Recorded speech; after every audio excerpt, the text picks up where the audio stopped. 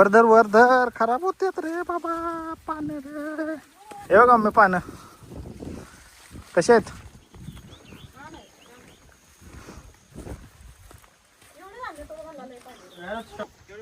So hello guys, very good morning. स्वागत आहे तुमचं आजच्या या नवीन ब्लॉगमध्ये. गाईज आज आहे शुक्रवार आणि आज आमच्या घरी आहे आमचा भेट आहे आज आमच्या घरी. आणि आम्ही आले फार्महाऊसवर कशासाठी केळ्याची पानं घ्यायला आलो होतो. आणि मम्मीचं चालू आहे इकडे हार्वेस्टिंग. भाजी कोथिंबीर हे आम्ही जाऊन येऊसपर्यंत इकडं पालक पण काढली, कोथिंबीर पण काढली. बघा ही कोथिंबीर आहे आणि ही पालक आहे. आणि तिकडं आजीचं चालू आहे हे गाडीत ठेवून या. चला जे माग सर झाले जरा काय केळ्याची पानं घेतलेत आम्ही. ह्याच्यावर आज आम्ही बिर्याणी एन्जॉय करणार आहे. आणि तुम्हाला पुढे आता बघायलाच मिळेल मम्मीचं चालू आहे हार्वेस्टिंग. आणि सगळ्यात महत्त्वाचं सांगतो काय तुम्हाला, आम्ही जरा पेरणी जास्त लवकर केली होती शेंगाची आणि बाजरी मक्काची. तर इकडे बघू शकता मक्का पण आला आहे आणि बाजरीची बघा कणसं केवढी झाल्यात.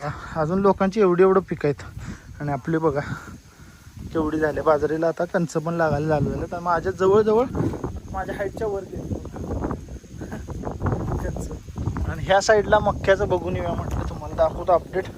मागं आलो मी इकडं. आता आपलं चवळी लावली होती, कुथीळ लावलेली, परत मटकी लावल्या, ते बघायला मागं आले. आणि मक्याची कशी वाढ आहे ती पण बघायला आले.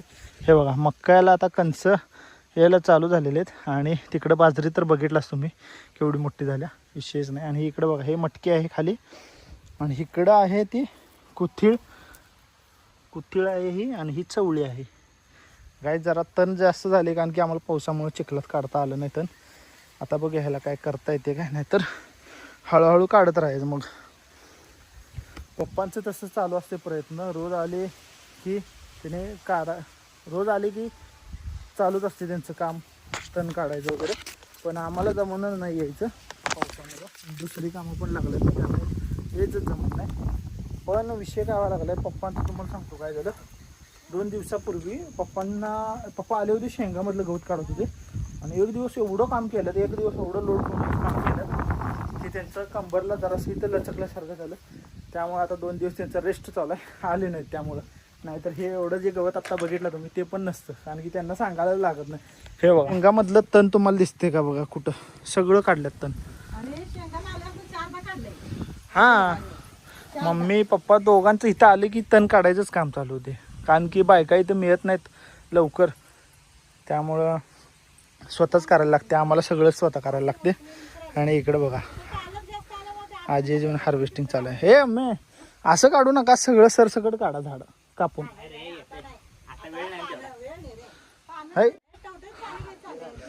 वेळ नाही म्हणून तुम्ही निवडत बसू नका असं म्हणाला खाली मी.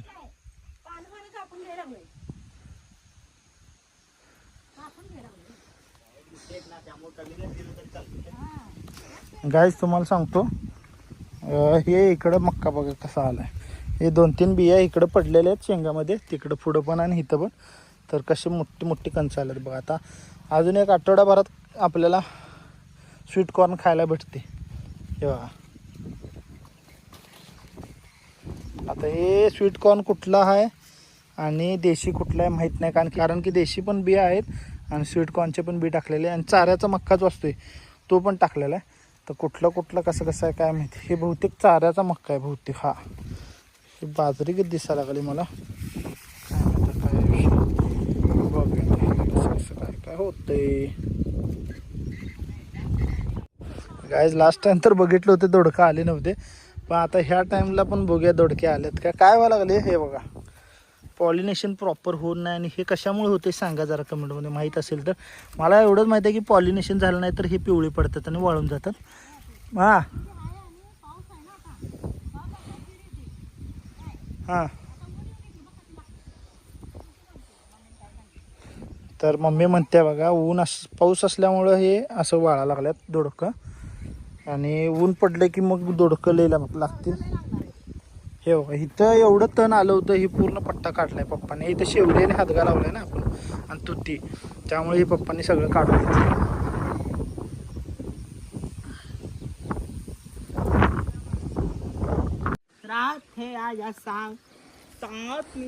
आजीचं चालू आहे बघा, पालक काढायला लागलाय. इकडं तिकडं फिरत फिरत पालक काढायला लागलाय.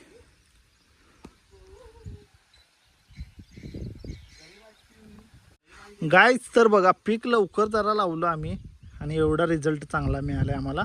आणि तुम्हाला सांगतो गाईज, ह्याच्यासाठी खूप एफर्ट घेतलेले आहेत. कारण की पहिला पाणी नव्हतं. पाणी आम्ही रेन पाईपनं पाणी दिलेलं आहे, पाजलेलं आहे. थोडं थोडं 3-3 2-2 पाईपा आम्ही चालू करून रेन पाईपच्या पाणी दिलेलं आहे इकडं पूर्ण ह्याला. आणि मक्याला तर तुम्हाला सांगतो पाणी देऊन सुद्धा मक्का आला नव्हता. दुसऱ्यांदा आम्ही परत मी आणि अजयनं हातानं टोकणी केलेली आणि मम्मीनं सगळं तुम्हाला सांगतो मटकी लावलेली आहे, पालक बिलक लावलेले आहे बघा सगळं.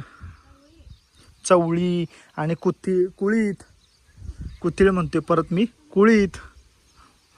तर हे असं सगळी मेहनत आहे आमची, त्यामुळे एवढी हे आहे. आणि शेंगा पण बघा केवढे आलेले आहेत. ह्यात रोज इथं आलं की तण काढायचं काम चालू होते. त्यामुळे बघा किती स्वच्छ दिसत असेल तुम्हाला. तण जरा पण नाही. जरा बाजरीमध्ये आले कारण की पावसामुळे आम्हाला तिकडे काढायला मिळालं नाही आणि लगेच बाजरी वर आली, त्यामुळं पण काढता आलं नाही. हे बघा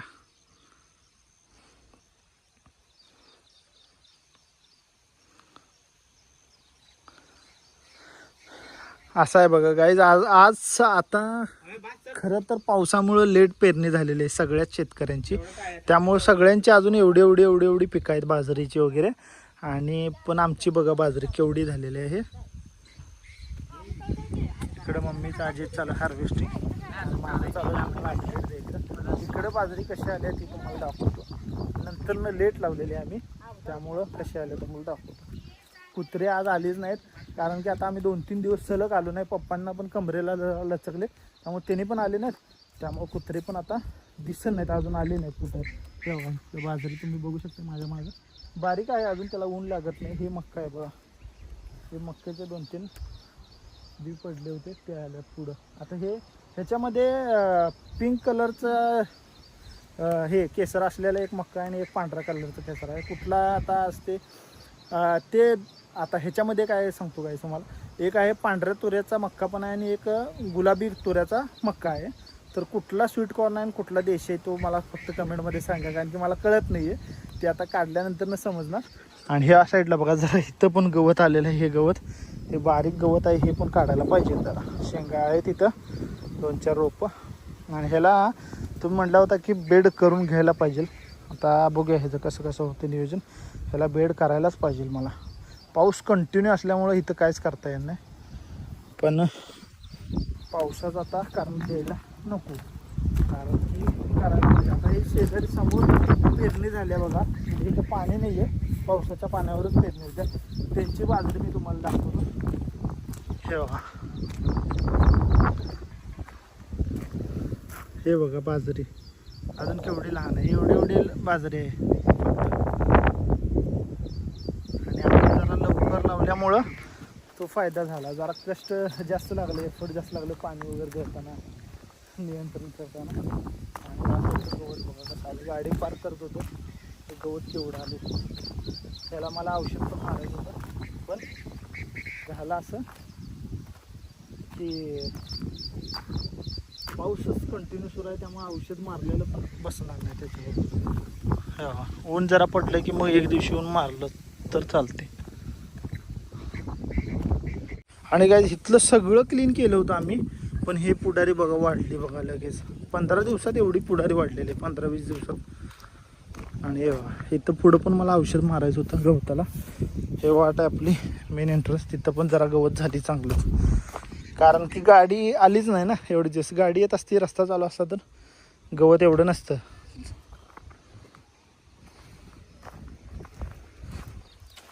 यांची काय अजून होत नाही ऑर्डर. चला की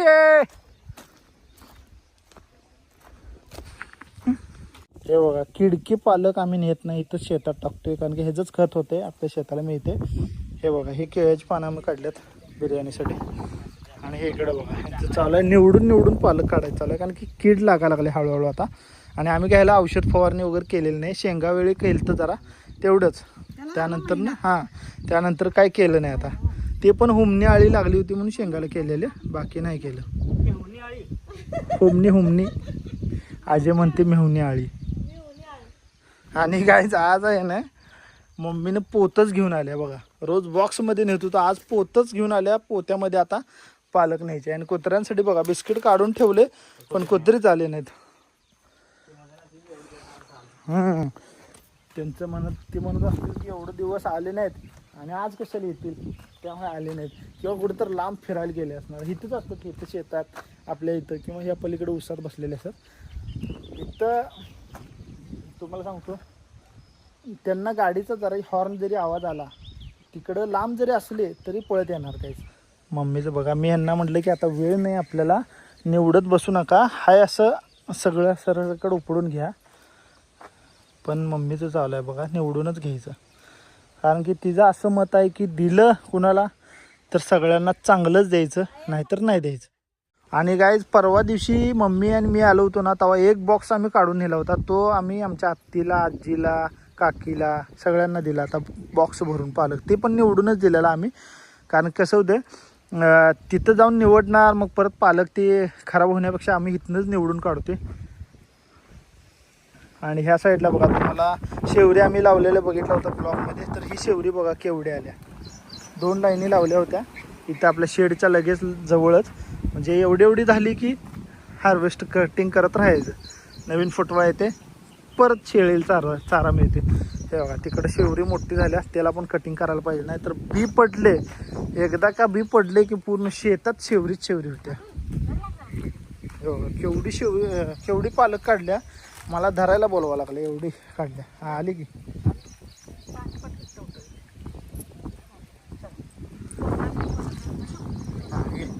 पोत धरतो मी. पोत भरून पालक नेणार आहे आज मम्मी.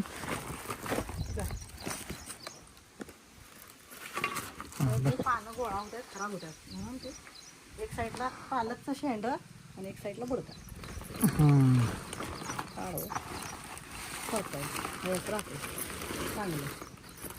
आणि निवडूनच काढले त्यामुळे काय विषय होत नाही. आणि सगळ्यात महत्त्वाचं पाऊस कंटिन्यू चालू असल्यामुळे स्वच्छ आहे बघा. काय घाण माती बिती काहीच नाही, स्वच्छ आहे. फक्त एकदा दोनदा पाण्यातनं काढली की भाजी करायला तयार होते. चला काय तुम्हाला मी तिकडं दाखवतो आता.